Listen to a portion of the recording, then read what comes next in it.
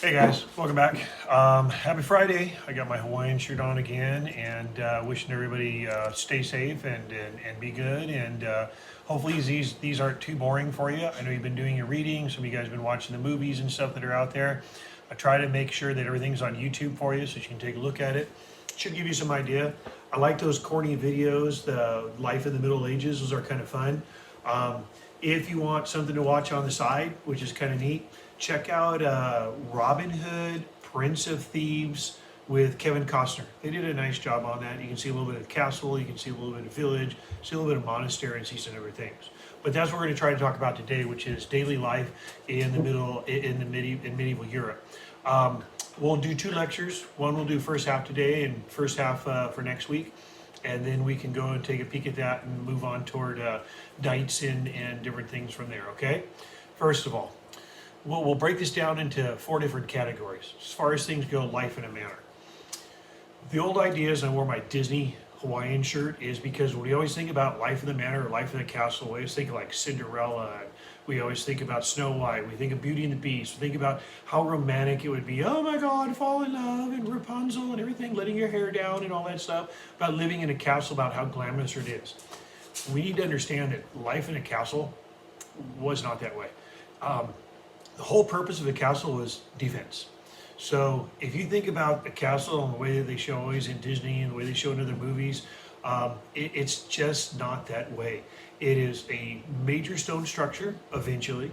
The first castles were called Motte and Bailey, which were you dug the dirt out and you made a big hill and you made a wooden castle on top of it, and then down at the bottom where the moat is, you just filled it with anything from water to sewage to even urine and defecation to animal waste to whatever else you wanted to throw in there, so no one ever tried to cross the moat to attack.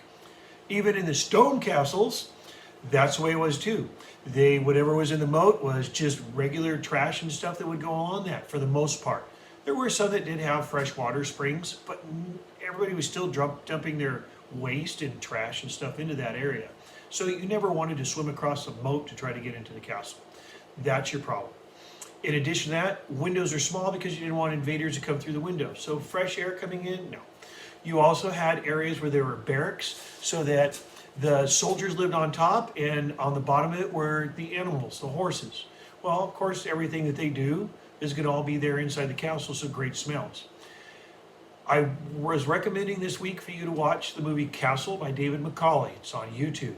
They do a really good job of breaking down the foundation of the castle and how it's all built. But anyways, let's look at the castle itself. So now, life in the manor. It's a castle plus the outer walls and everything that's in there. That means the village and stuff that's attached to it. Lords, ladies, knights, and servants are the immediate people living inside of that. It was made for protection. It was made for security. It was not made for comfort whatsoever. They were dark, dirty, damp, cold, smelly. If disease went in, disease then ran through the entire area and wiped out the entire area. It was made for defense, not for comfort. Those soldier barracks and stuff, as we can see, you can kind of see this castle here and the way it breaks down. You see, this is what's called the inner wall or the inner ward. So this is a main part of the castle. Through a couple ideas of fences in through here, a lot of times you even had across the moat, you had a drawbridge so that you can pull that. You had a gate here or a portcullis, another gate. You might even have another gate in here. If you had two gates right in through here, if you had a group that came and attacked, you could shut them down and trap them down in those two gates. And then from the top, you could actually dump anything from fire in on them. You could dump hot oil on them. You could dump trash on them or shoot down on them. This area could be called a murder hole, which is where you'd want to kill all your victims in that. Out of these outer areas here where the moats are, this is where you'd have your garter-robes. Your garter-robe's a nice word for saying latrine or bathroom. So as you come in this area, whatever drops kind of comes down to this here. Gravity, don't have to worry about flushing. Here, this is where like the people who are the lords and ladies, they would actually stay in here, and some of their servants. Out in this other area here would be the barracks, but also some of your shops. Your master craftsmen would be working down here. That would also include your butchers and different people from that. Well, if they're out here and they're butchering animals for meat and stuff that was used, then the scenario is whatever they're butchering, they're just throwing in the streets, or if they take and they dump it out into the moat. This is what your castle kind of looks like. So we have some ideas of modern castles today, going all the way up to about the 1700s. That's what we'd consider a modern castle. But some of our earliest castles go back to the time of William the Conqueror, William Duke of Normandy, or William the First of England. All three that we could call William. He started his castle somewhere in about the late 1000s. So somewhere after the invasion in 1076. So we can kind of see this moat and reflection here. We can kind of see some of the walls that are on there. These ideas of these castles and stuff, they're still there. The ruins and stuff that are around them. So here you see the inner wall, here you see the outer wall. And a lot of times those outer walls keep pushing out and pushing out and pushing out. And here, this is where you'd have the people that are in and working along with the castle here and working with the fields. So you'd have these lords' lands that are filled up from here. This next week, what you're going to get is you're going to get a worksheet where you're going to actually fill one of these out and color that. And in addition to that, not just color it, but actually you have a key that goes with it. This would be all your different labor, all your different work. Anything from gathering the hay that you need, or barley or wheat or anything for people, but also for the animals, to here growing and planting and plowing, all things that you need to do. Okay, as you can see from some of these drawings. You look at the idea of what are they eating? They're eating basically whatever they can grow, whatever they can catch, whatever they can hunt. Their food and stuff like that is going to be very, very, very high protein, very high fat too. So a lot of it's meat.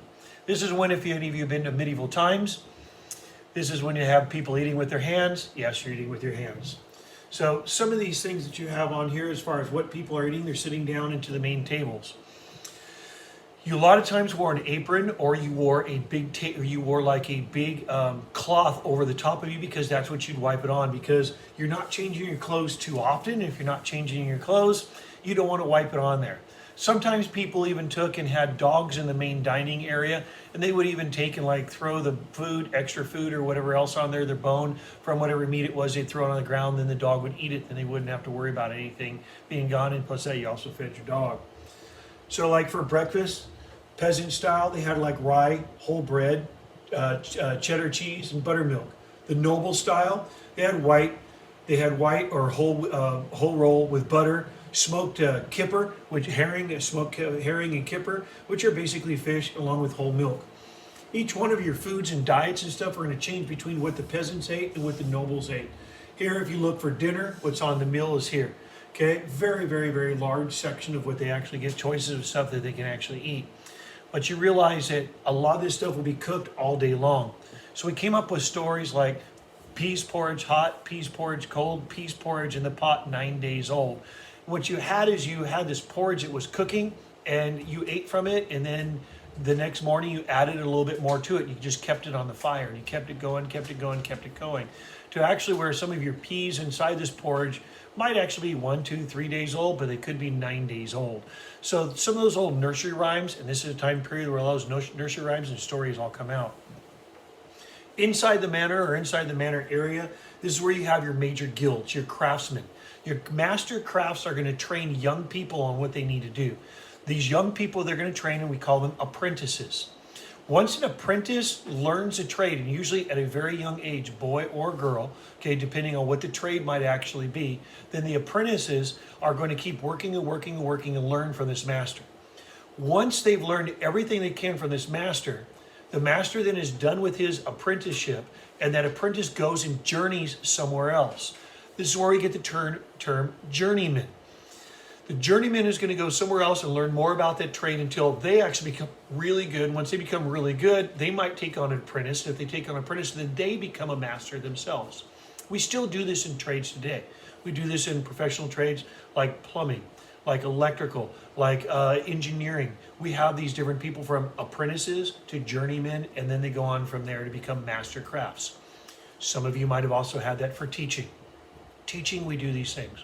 If you've ever had a student teacher in class, they are the apprentice. Then they become good and graduate from there. They go get their own classroom. And then maybe years later on, they might be a master teacher, and then they start to teach the apprenticeship. Jobs in there include apothecary, very big. These are for people, this is medicine. You go and they have all kinds of drawers of all kinds of different herbs that they can mix together depending on what you actually need. Diplomats, of course, to try to work with other areas and work with other kingdoms and work with other lords and stuff to try to work out to make sure we don't go to war.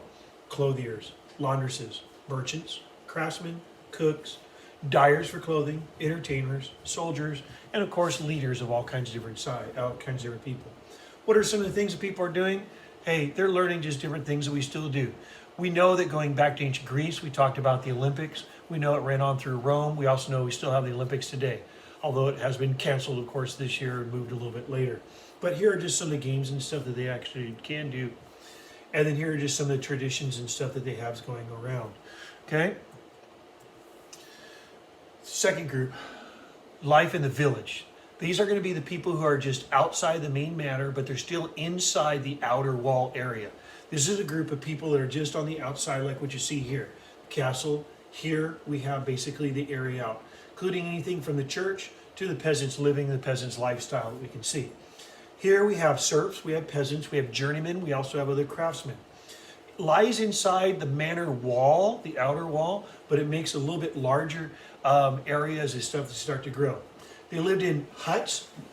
Their roof was made out of straw, and it's going to be thicker and thicker and thicker and thicker and thicker to keep the water from coming into that.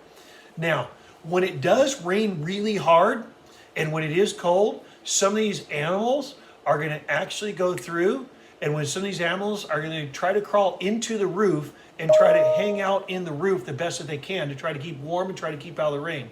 So if you ever do step out of your house when it's raining, you always want to make sure that you don't step out if it's raining really hard, because that roof becomes slippery. And what happens is a rat or a mouse or bugs or even a cat or a dog who's crawled up on your roof might slip and come down. That's how we use the term, it's raining cats and dogs outside. Now, if you are rich enough, you might have like cut rock or cut tiles or cut whatever on the ground. Okay? If you were poor, you had just packed dirt. That's why we use the words dirt poor when someone was dirt poor. So if you had an area where you kept animals inside because you don't want anything to happen to them at night, you brought all your animals in. That means pigs and goats, maybe a cow, maybe your horse, maybe chickens and different things from that. You kept them in your house and you kept them in there. Well, if you did that, you would want to have straw and stuff laid down. Well, when you open up your door, what you have is you have that little step that's right in front of your door that's called a threshold. That way, whatever's inside, it doesn't come out.